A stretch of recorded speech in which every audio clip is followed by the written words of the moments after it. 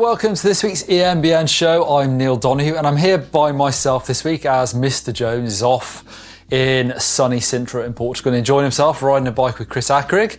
But I want to get into the show, and I read something last week I thought was really interesting. It was an interview on the Bike Europe website with Ferdinand Wolf, the DJI Product Experience Director. When asked about the drone and camera manufacturer getting into e-bikes, he said, as a native German, it was a logical move for me. I'm a tech geek, so everything that is new, especially when there's a motor involved and when it is riding or controlling, is something I like.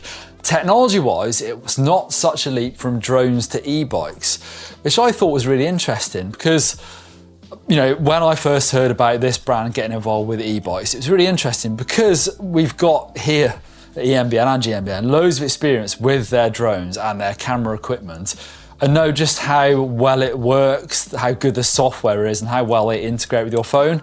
So it's really interesting, and it's a first I've heard of anyone who makes these sort of electrical products getting involved with the eMTB scene. Mr. Wolf goes on to say, interestingly, a lot of the developers I worked with for many years on the drones also moved to this project within DJI. I basically talked to the same people on the development side. The technician responsible for developing the battery and the battery management system for the Mavic and Phantom drones is now working on the e-bike battery system. Mr. Wolf also goes on to say, we're planning to establish collaborations with the OEMs that will release e-bikes with the Avinox system. We want to work together with them on the presentation of their bikes and support any bike release specified with the Avinox system.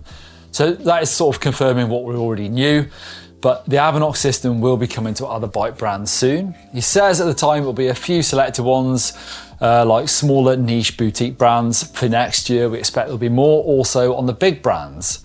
He also said they could go on to make more powerful motors if they wanted to, but it isn't necessarily needed, which I definitely agree with. I think what they're putting out now is definitely powerful enough for an electric mountain bike, but they could also make it lighter if they kept the power the same, which is something I think the other motor manufacturers are probably thinking about. New bike this week, this is the Generation 5 Trak Rail Plus. Has a few updates from the previous model. Now comes as mixed wheel size, whereas before there was the option to convert it. Actually, except for the small, which is 27.5 front and rear, which is sort of unusual, I've got to say, nowadays. 160mm of travel front and rear. Bosch Performance CX, the Gen 5, so the newest motor on this bike. Has Trek's removable integrated battery available in 600 or 800 watt hours. So that's up as well from the previous bike that had the 750 watt hour Bosch battery. Head angle of 64.5 degrees and a chainstay length of 448mm in the low setting. Lots of adjustability with this bike. Claimed starting weight of 23.98 kilograms, so just under 24. And this is available in aluminium and carbon models with a massive range of prices from around £5,000 up to £12,000. Right, on to the cool places. Let's see where you lot have been out. I don't know if this is recent, but this was very nice. Darren is riding on the summit of Falls Creek Mountain Bike Park on a 2019 Giant Trans, still going strong, really like that. Then to the Med, this is Corsica Riders. I think this is Chris Le Nomad on the Calder Vergio. Okay, again, super sunny, very nice. And now to the Alps, this is Phil Waterton. I'm guessing this was in summertime. This would be very snowy at the moment. This is a beautiful ride from Livigno to Cancano on our Specialized Turbo Levos. Look how epic that looks. Very inspiring. Okay, so getting into the feedback, particularly on the show last week that Steve did, talking about pure riding, talking about what people like to do on their e-mountain bikes. Paul Fenimore commented, said, my favourite eMTB experiences are 30 to 40 mile adventure rides, pretty big, including the whole experience from finding and charting circular routes using OS maps and downloading them to my GPS, then setting off into the unknown for a full day of off-road riding. I can fly along all day in sport and turbo modes as my high bike has 630 watt hours in the frame battery plus 500 watt hour range extender. Yeah, it's pretty sizable. The extra weight when trail riding makes no difference. I totally agree. Like I love a mix of riding, but what I particularly like about e-mountain bikes is actually do it on commute, get on my laptop and start planning out an epic ride somewhere maybe that I've never been before and try and tick that ride off in a day. So yeah, totally agree. Loz Etchells also goes on to say, I had some amazing and scary pure eMTB rides out in the middle of nowhere in my native Scotland, following a historical or possibly imaginary route like an OS Land Ranger map. I've done that as well, where there's a line on the map, but it doesn't exist in real life. So I feel the pain of getting stuck in bogs and trying to find my way out as well. Martin SFS commented, pure for me is being able to cycle from my house, which is in a city, and be out in the mountains within minutes and riding a full day without seeing anything but dirt roads, nature and epic views. Being able to do this all year round. The place is called Cuenca, I think I've said that right, Cuenca, in Spain. And I've called it home for the past 2 years. Yeah, totally. I've not heard of that place, so I definitely want to look that up. And anywhere that you can ride out from the city, I'm totally down for doing. Right, time for the bike vault. We've been getting loads of submissions, so totally really like looking at your bike. So if you want to get involved, there's a link in the description down below the video.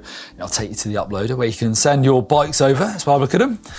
Andy C, this is the first one, riding a Focus Jam Squared with a few upgrades, Ergon saddle, SRAM Axis Eagle derailleur, Raceface carbon bars.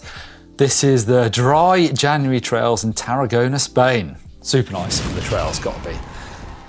Next up, Callum R, riding, this is Boster, so looking west across the Atlantic. Callum says, I've been on holiday in the Western Isles of Scotland. Today was surprisingly clear conditions following the storm, so I took a ride out to the northwest corner of the island and snapped this photo. My first good ride since installing a ride wrap kit. My bike is the Simplon Rapcon Pinion. Okay, nice, we've been talking about Pinion quite a lot recently. Super nice, gotta be. I think, especially talking about Pinion. Stephen C next says, inspired by Neil Donoghue, that's me, now that I'm 58 and I'm filled with a life of sports injuries. Yes, I train on all the level changes created by these beautiful sea cliffs between Bronte and Clovelly in Sydney, Australia.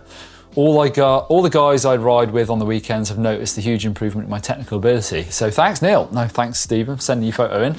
I definitely think that, I've said this before actually, but if I had my day again when I was racing downhill, like it's really hard to get enough time on a downhill bike. So e-mountain bikes now, the bang for buck, the sort of amount of technical trail riding you can do in a couple of hours, I think it's so good at improving your bike skills that, like I said, I think I would ride a downhill bike, race a downhill bike at the weekend and just ride an e-mountain bike in the week, forgetting my trail skills up. I definitely think that's the way to do it. I wonder if any of the pros are doing that now, actually. I guess some of them, I do see them on Instagram riding their e-bikes around quite a lot. Next up, Ricardo on his 2025 Orbea Wild M10. My first e-bike and I'm loving it. Picture is taken in Valongo near Porto, Portugal. Nice. In fact, super nice, I think. Graham Timms, next up, a day out in the local trails, another Focus Jam Squared. This is Friston Forest, southeast of the UK. Swapped over from a regular mountain bike back in October. Haven't looked back. Nice. Welcome, Graham Timms, to the e-mountain bike world. For Getting Social this week, I'll send you over to YouTube actually to watch a video from Ollie Wilkins called Not Bored Yet. Basically, Ollie has been riding bikes for years, a bit like myself, and he's not bored of it yet. So from riding dirt jump bikes to e-mountain bikes, just having a good time on bikes, I think it's a great watch. So head on over there. On EMBN this week, actually coming up, I went last week over to Germany to visit Schwalbe, see their HQ, talk about tyres, see how many tyres they've got there, up to 4 million they've got in their warehouse, but also find out a bit more about how they design them, how they make them, and follow a journey of tyres, and actually talk about their new radial tech as well. So I found it super interesting. Got a big in-depth video coming this week. Thanks for joining me this week on the show. Next week, back to normal service. I think me and Steve back in the show. So thanks for watching and get involved in the comments.